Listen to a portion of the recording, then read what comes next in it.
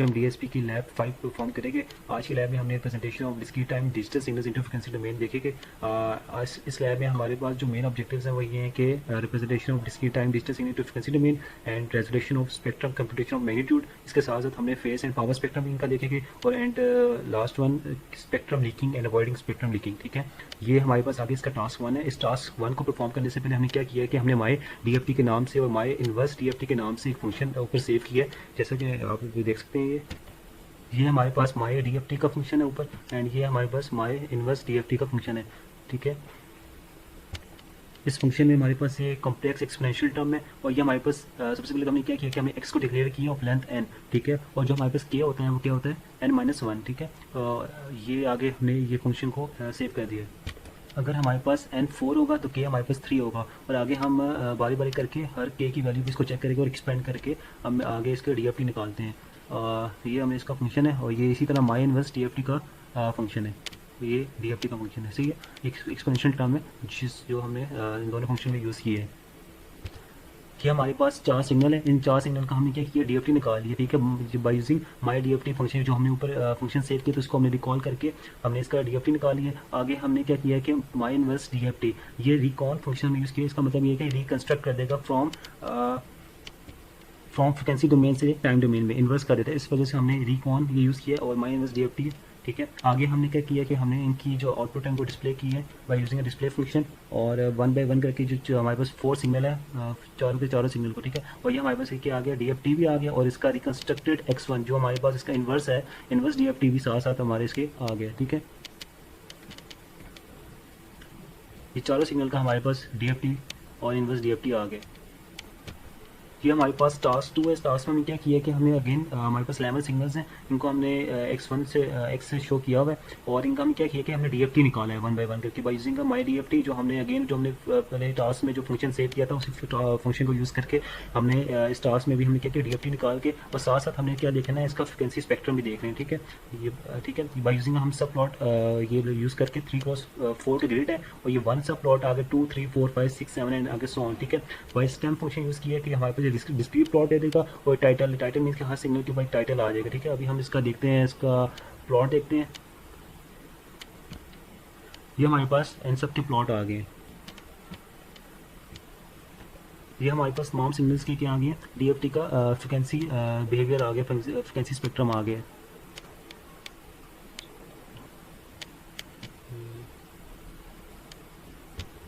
ये हमारे पास टास्क 3 है। इस टास्क में हम ये कंसीडर करते हैं कि हमारे पास कोई भी आर्बिट्री सीक्वेंस है, जैसे कि ये जो है कि हमारे पास 1 2 3 4 यहाँ पे एक्स के नाम से एक आर्बिट्री सीक्वेंस है। हमने क्या किया कि हमने इसका कैलकुलेट किया है, डीएफटी इसकी कैलकुलेट की है। आगे हमने extraction of real part of frequency spectrum and imaginary part of frequency spectrum देख रहे हैं। ठीक है, इसी आर्बिट्री सीक्वेंस कोई भी आर्बिट्री सीक्वेंस हो सकता है कि हम इसका real part of frequency spectrum और imaginary part of frequency spectrum देख सकते हैं। आगे हमने इसके साथ मैग्नीट्यूड स्पेक्ट्रम भी, आगे हम इसका मैग्नीट्यूड स्पेक्ट्रम और फेज स्पेक्ट्रम भी देख रहे हैं और साथ ही साथ हमने इसका इन्वर्स डीएफटी भी निकाली। यानी कि हमने इस टास्क में क्या किया कि हमने real part of frequency spectrum, imaginary part of frequency spectrum और इसका मैग्नीट्यूड भी और साथ साथ इसका फेस भी देख रहे हैं और एट द एंड हमने क्या देख रहे हैं इसका इन्वर्स भी हम निकालेंगे। ठीक है, बाय यूजिंग IFFT। ठीक है, ये हमारे पास इस आर्बिट्री सीक्वेंस की आउटपुट आ गई है। ठीक है, ये हमारे पास इसका रियल पार्ट भी आ गया, real part of frequency spectrum आ गया, imaginary part of frequency spectrum और इसका मैग्नीट्यूड भी आ गया और फेस भी आ गया। ठीक है, एंगल और आगे हमने क्या किया इसका इन्वर्स भी आ गया। ठीक है, हम इस आर्बिट्री सीक्वेंस का कोई भी आर्बिट्री सीक्वेंस होगा तो हम इसकी ये 4 चीज़ें ये निकाल सकते हैं। आगे हमारे पास टास्क 4 है। इस टास्क में हमें क्या करना है कि हमने डीएफटी फाइंड आउट करनी है और इसके साथ साथ हमने इसका मैग्नीट्यूड स्पेक्ट्रम, फेज स्पेक्ट्रम और पावर स्पेक्ट्रम प्लॉट करना है और 4 सिग्नल्स इन टास्क 2 जो हमने सिग्नल टास्क 2 में यूज़ किए थे तो वही सिग्नल यूज़ करके हमने इसके मैग्नीट्यूड स्पेक्ट्रम, फेज स्पेक्ट्रम और पावर स्पेक्ट्रम निकालना है। सबसे पहले हम फर्स्ट 3 सिग्नल को देखेंगे, इन सब बारी बारी करके सबका मैग्नीट्यूड स्पेक्ट्रम, फेज स्पेक्ट्रम और पावर स्पेक्ट्रम देखेंगे। ये हमारे पास फर्स्ट 3 सिग्नल्स हैं। ठीक है, ये सिग्नल 1 है ये एंड इसकी हमने n1 इसकी लेंथ है और x1 क्या डीएफटी ऑफ x1 और मैग्नीट्यूड स्पेक्ट्रम और फेज स्पेक्ट्रम के लिए हमने क्या किया है सब सिग्नल्स के लिए x1 मैग्नीट्यूड, ABS और फेज और पावर, ये हमने कमांड यूज़ करके हमने इन सब का तमाम सिग्नल्स का हमने फेज, मैग्नीट्यूड और पावर स्पेक्ट्रम देखेंगे। ठीक है, ये हमारे पास रन किया तो ये हमारे पास इसका क्या आ गया फिगर 1 पे, ये हमारे पास सिग्नल 1 का मैग्नीट्यूड स्पेक्ट्रम, फेज स्पेक्ट्रम और पावर स्पेक्ट्रम आ गए। इसी तरह करके हमारे पास ये आगे फिगर 2 का magnitude, phase and power spectrum आ गए। एंड इसी तरह सिग्नल X3 का हमारे पास क्या आ गया, एक मैग्नीट्यूड स्पेक्ट्रम आ गए, ठीक है, फेज स्पेक्ट्रम और पावर स्पेक्ट्रम भी आ गई।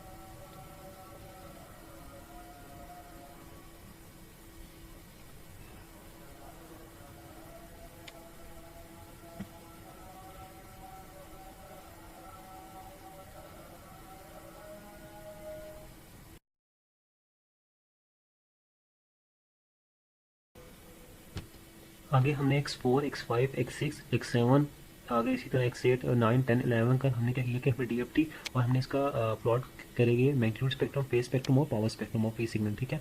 तमाम सिग्नल्स के लिए हमने एक ही कोड यूज़ किया है।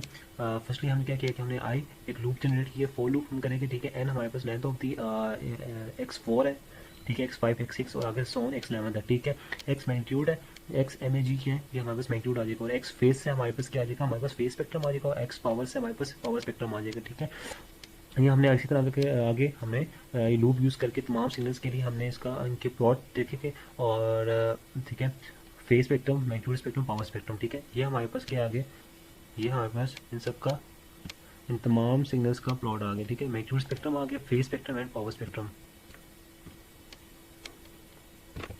ये हमारे पास तमाम सिग्नल्स का magnitude spectrum, phase spectrum, power spectrum आ गए X4 से लेके X11 तक, ठीक है। पीछे हमने X1 से लेके X3 तक देखा था, और अब हमने क्या किया, हमने X4 से लेके X4 का भी हमारे पास magnitude spectrum, phase spectrum, power spectrum इकट्ठा हमने इन सब का निकाला है फ्रीक्वेंसी डोमेन में, ठीक है।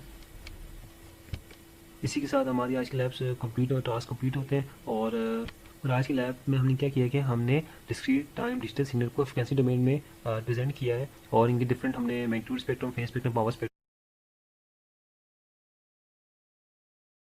DSP की लैब नंबर 6 परफॉर्म करेंगे। आज की लैब में हमने क्या देखना है कि DFT प्रॉपर्टीज़ एंड FFT देखिए, फास्ट फूरियर ट्रांसफॉर्म को हमने देखना है। आज के लैब के जो ऑब्जेक्टिव्स हैं वो क्या हैं कि representation of discrete time digital signals into frequency domain, YFFT, fast Fourier transform, resolution of spectrum and computation of magnitude, phase and power spectrum, and spectrum leaking and avoiding spectrum leaking, ठीक है। आगे हमारे पास ये task 1 है। इस task में हमने क्या किया कि हमने आर्बिट्री सीक्वेंस ले लिया जो कि हमारे पास 0, 1, 2, 3, 4, 5, 6 एंड 7 है, ठीक है। आगे हम सबसे पहले तो हमने क्या करना है कि कोई भी सिग्नल होगा हम सबसे पहले उसको इवन एंड ऑड सैंपल्स में डिवाइड कर लेंगे, ठीक है। इसके लिए हमने X इवन और X ऑड के नाम से एक की फंक्शन डिक्लेयर किया है, ताकि हम कोई भी सीक्वेंस हो उसको हमने इवन एंड ऑड सैंपल्स में डिवाइड कर लेंगे, ठीक है। उसके बाद क्या करना है कि उसके बाद हम इवन एंड ऑड सैंपल की DFT फाइंड आउट करेंगे, और उसके बाद इनको मर्ज कर देंगे, ठीक है। इसके लिए हमने क्या किया है कि n equals to length x, और इसके मर्ज के लिए हमने एक लूप लगाया है जो कि k इक्वल्स टू 1 से लेके n तक है। एक एक्सपोनेंशियल टर्म हमने यूज़ किया है जो कि हर सिग्नल में होगा, ठीक है। और हमने जो मर्ज किया है ये x of k equals to g of k plus w of k asterisk h of k, इसके ये फॉर्मूला यूज़ करके हम क्या करेंगे, इसको मर्ज कर देंगे, इवन एंड ऑड सैंपल्स की आउटपुट को हम मर्ज कर देंगे। उसके बाद हमने क्या किया कि display the original signal, even and odd samples and the merged DFT, ठीक है। इसके लिए हमने डिस्प्ले लिए ISP ओरिजिनल सिग्नल की कमांड यूज़ की है। आगे हमने डिस्प्ले X कर दिया, इसी तरह हमने इवन सैंपल्स को भी डिस्प्ले करेंगे, ऑड सैंपल को भी डिस्प्ले कर दिया, और जब हमने इनकी इवन एंड ऑड सैंपल की DFT निकाल के इनको जो मर्ज किया है उसको भी हमने डिस्प्ले कर दिया। एंड देन हमारे पास एक ओरिजिनल सिग्नल आ गया जो कि हमारे पास 0, 1, 2, 3, 4, 5, 6, 7 है। इसके आगे इवन सैंपल्स भी आगे जो कि 1, 3, 5, 7 है, और सैंपल्स 0, 2, 4, 6 है, और जो मर्ज DFT है उसकी भी आउटपुट हमारे पास यहाँ पे शो हो रही है, ठीक है। ये हमारे पास टास्क 1 था। कोई भी सैंपल हो सकता है हमारे पास, कोई भी हमारे पास सैंपल हो सकता है जो कि n होगा, ठीक है, इसकी लेंथ n होगी, ओके। हमारे पास क्या होता है n-1, ठीक है। और हम आगे से इसके ओरिजिनल सिग्नल को इवन सैंपल्स और ऑड सैंपल्स एंड उसको मर्ज DFT भी निकाल सकते हैं। आगे हमारे पास टास्क 2 है। टास्क में क्या किया कि हमने डिफाइन किया इनपुट सिग्नल्स को सबसे पहले, जो कि हमारे पास x1 x2 x3 x4 x5 x6 x7 and x8, ठीक है। कोई भी सिग्नल्स हो सकते हैं यहाँ पे, ठीक है, जितने अपनी मर्जी से जो भी है कोई भी वैल्यू हम डिफाइन, कोई भी सैंपल्स हो सकते हैं। उसके बाद हमने क्या किया